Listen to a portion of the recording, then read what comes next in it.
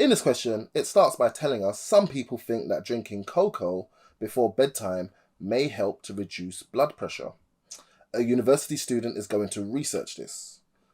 The first step of their research is to collect information from students at the university.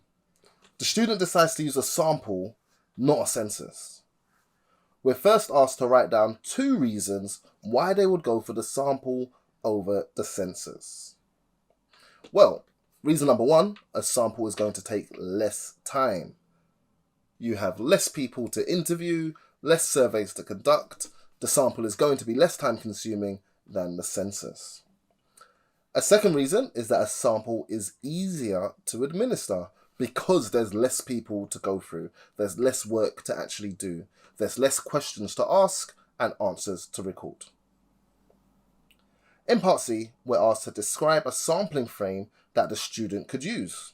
Now, a sampling frame is a list of all the sampling units that could possibly end up in your sample. So it's going to be a list of all the members of the population.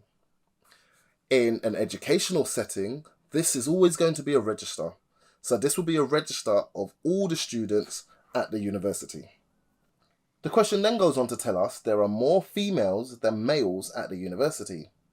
The student wants his sample to show this, and we're asked just to write down the name of a sampling method that he can use to show that there's more females than males at the university.